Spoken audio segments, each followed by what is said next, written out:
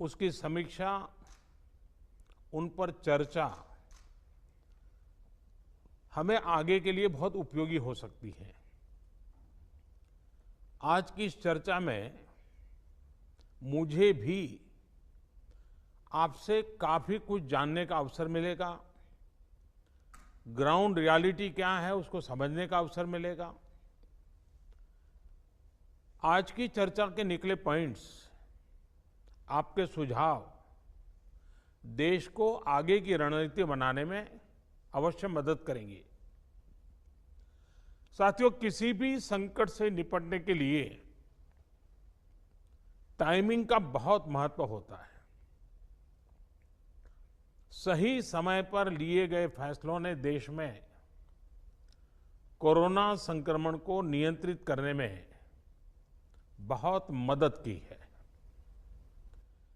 भविष्य में जब कभी भारत की कोरोना के खिलाफ लड़ाई का अध्ययन होगा तो ये दौर इसलिए भी याद किया जाएगा कि कैसे इस दौरान हमने साथ मिलकर के काम किया, कोऑपरेटिव फेडरलिज्म का सर्वोत्तम उदाहरण प्रस्तुत किया। साथियों, जब कोरोना दुनिया के अनेक देशों में चर्चा का विषय भी नहीं बना था, तब भारत ने इससे निपटने के लिए तैयारियां शुरू कर दी थी, फैसले लेने शुरू कर दिए थे। हमने एक एक भारतीय की जिंदगी को बचाने के लिए दिन रात मेहनत की है। बीते हफ्तों में हजारों की संख्या में हमारे भारतीय भाई बहन विदेश से अपने वतन वापस लौटे हैं। बीते हफ्तों में लाखों की संख्या में प्रवासी श्रमिक अपने अपने गांव पहुंचे हैं। रेल, रोड, एयर, सी सारे मार्ग करीब करीब अब खुल चुके हैं।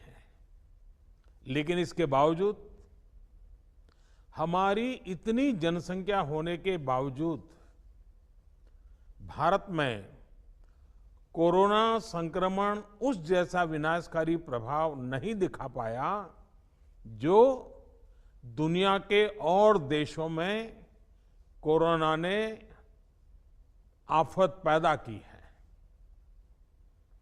दुनिया के बड़े बड़े एक्सपर्ट्स, हेल्थ के जानकार, लॉकडाउन और भारत के लोगों द्वारा दिखाए गए अनुशासन की आज भारी चर्चा हो रही है।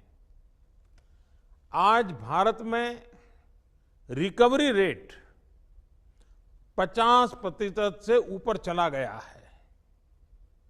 आज भारत दुनिया के उन देशों में अग्रणी है जहां कोरोना संक्रमित मरीजों का जीवन बच रहा है। कोरोना से किसी की भी मृत्यु दुखद है। हमारे लिए किसी एक भारतीय की भी मृत्यु असहज करने देने वाली है। लेकिन ये भी सच है कि आज भारत दुनिया के उन देशों में है जहां कोरोना की वजह से सबसे कम मृत्यु हो रही है। अब अनेक राज्यों के अनुभव आज आत्मविश्वास जगाते हैं कि भारत कोरोना के इस संकट में अपने नुकसान को सीमित करते हुए आगे बढ़ सकता है, अपनी अर्थव्यवस्था को तेजी से संभाल सकता है। साथियों, बीते 2 हफ्ते के अनलॉक 1 ने हमें एक बड़ा सबक ये भी दिया है कि अगर हम नियमों का पालन करते रहें, सारे दिशा निर्देशों को मानते रहे, तो कोरोना संकट से भारत को कम से कम नुकसान होगा। इसलिए मास्क या फेस कवर, उस पर बहुत ज्यादा जोर देना अनिवार्य है, आवश्यक है। बिना मास्क या फेस कवर के घर से बाहर निकलने की अभी कल्पना करना भी सही नहीं है। ये जितना खुद उस व्यक्ति के लिए खतरनाक है, उतना ही उसके आसपास के लोगों के लिए भी। इसलिए 2 गज की दूरी का हमारा मंत्र हो, दिन में कई बार 20-20 सेकंड के लिए साबुन से हाथ धोने की बात हो, सैनिटाइजर का इस्तेमाल हो, ये सभी बहुत गंभीरता से किए जाने चाहिए। खुद की सुरक्षा के लिए, परिवार की सुरक्षा के लिए, विशेषकर घर के बच्चों और बुजुर्गों की सुरक्षा के लिए ये बहुत जरूरी है। अब तक लगभग सारे ऑफिसेस खुल चुके हैं। प्राइवेट सेक्टर में भी लोग ऑफिस जाने लगे हैं। बाजारों में, सड़कों पर भीड़ बढ़ने लगी है। तो ये सारे उपाय ही कोरोना को तेजी से फैलने से रोकने में मददगार होंगे। थोड़ी सी भी लापरवाही, थोड़ी सी भी ढिलाई, अनुशासन में कमी कोरोना के खिलाफ हम सभी की लड़ाई को कमजोर करेगा। और इतने दिनों की जो तपस्या है, उस पर पानी फिर जाएगा। हमें इस बात का हमेशा ध्यान रखना है कि हम कोरोना को जितना रोक पाएंगे, उसका बढ़ना जितना रोक पाएंगे, उतना ही हमारी अर्थव्यवस्था खुलेगी, हमारे दफ्तर खुलेंगे, मार्केट खुलेंगे, ट्रांसपोर्ट के साधन खुलेंगे और उतने ही रोजगार के नए अवसर भी बनेंगे। साथियों, आने वाले दिनों में अलग अलग राज्यों में इकोनॉमिक एक्टिविटी का जिस तरह विस्तार होगा, उससे मिले अनुभव दूसरे राज्यों को भी बहुत लाभ पहुंचाएंगे। बीते कुछ हफ्तों के प्रयासों से हमारी अर्थव्यवस्था में ग्रीन शूट्स दिखने लगे हैं। पावर कंजम्पशन जो पहले घटता जा रहा था, वो अब बढ़ना शुरू हुआ है। इस साल मई में फर्टिलाइजर की सेल बीते साल मई की अपेक्षा 2 गुनी हुई है। इस बार खरीफ की बुआई बीते साल की अपेक्षा करीब 12-13% ज्यादा हुई है। 2 व्हीलर्स का प्रोडक्शन लॉकडाउन से पहले के स्तर का करीब करीब 70% तक पहुंच चुका है। रिटेल में डिजिटल पेमेंट भी लॉकडाउन से पहले की स्थिति में पहुंच चुका है। इतना ही नहीं, मई में टोल कलेक्शन में बढ़ोतरी होना इकोनॉमिक एक्टिविटी में वृद्धि को दिखाता है। लगातार 3 महीने तक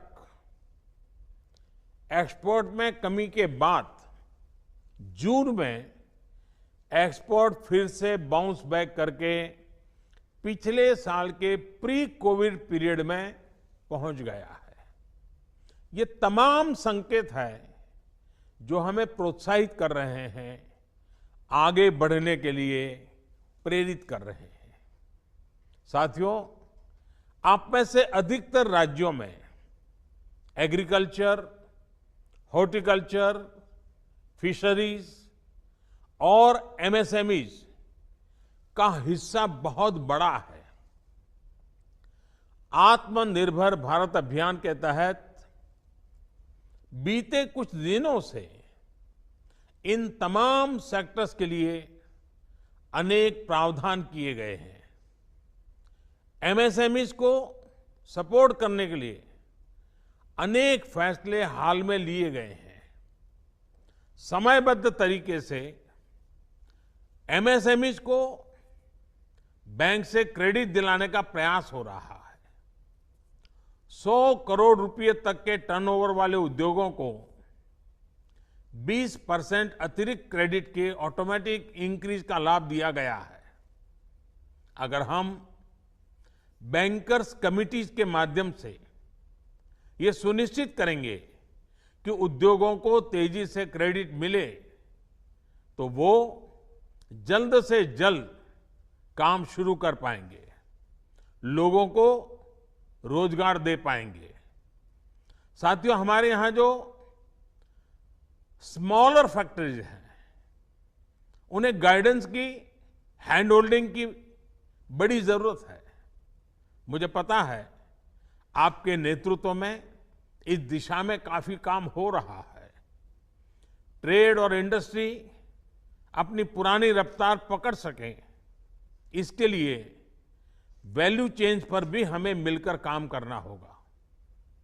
राज्यों में जहां कहीं भी स्पेसिफिक इकोनॉमिक एक्टिविटी पॉइंट्स हैं, वहां 24 घंटे काम हो, सामानों की लोडिंग अनलोडिंग तेजी से हो, एक शहर से दूसरे शहर तक सामान जाने में स्थानीय स्तर पर किसी तरह की दिक्कत ना हो, तो इकोनॉमिक एक्टिविटी और तेजी से बढ़ेगी। साथियों, किसान के उत्पाद की मार्केटिंग के क्षेत्र में हाल में जो रिफॉर्म्स किए गए हैं, उससे भी किसानों को बहुत लाभ होगा। इससे किसानों को अपनी उपज बेचने के लिए नए विकल्प उपलब्ध होंगे, उनकी आय बढ़ेगी और खराब मौसम के कारण, स्टोरेज के अभाव के कारण उनको जो नुकसान होता था, उसे भी हम कम कर पाएंगे। जब किसान की आय बढ़ेगी तो निश्चित रूप से डिमांड भी बढ़ेगी और राज्य की अर्थव्यवस्था की गति भी बढ़ेगी। विशेष तौर पर नॉर्थ ईस्ट और हमारे आदिवासी इलाकों में फार्मिंग और हॉर्टिकल्चर, इसके लिए अनेक अवसर बनने वाले हैं। ऑर्गेनिक प्रोडक्ट्स हो, बाम्बू प्रोडक्ट्स हो, दूसरे ट्राइबल प्रोडक्ट्स हो, उनके लिए नए मार्केट का द्वार खुलने वाला है। लोकल प्रोडक्ट के लिए जिस क्लस्टर बेस्ड रणनीति की घोषणा की गई है, उसका भी लाभ हर राज्य को होगा। इसके लिए जरूरी है कि हम हर ब्लॉक, हर जिले में ऐसे प्रोडक्ट्स की पहचान करें जिनकी प्रोसेसिंग या मार्केटिंग करके एक बेहतर प्रोडक्ट हम देश और दुनिया के बाजार में उतार सकते हैं। साथियों, बीते दिनों आत्मनिर्भर भारत अभियान के तहत जितनी भी घोषणाएं की गई हैं, वो एक निश्चित समय सीमा के भीतर जमीन पर उतरे, इसके लिए हमें एकजुट होकर काम करना है। इस पृष्ठभूमि में कोरोना से लड़ाई और इकोनॉमिक एक्टिविटी से जुड़े आपके जो सुझाव हैं, जो तैयारियां हैं, वो जानने के लिए मैं बहुत उत्सुक हूं और मुझे पक्का विश्वास है कि अनुभव के आधार पर आपकी जो बातें आएगी, वो आने वाले रणनीति बनाने में बहुत काम आएगी। मैं गृह मंत्री जी से आग्रह करता हूं कि वे आगे की चर्चा का संचालन करें।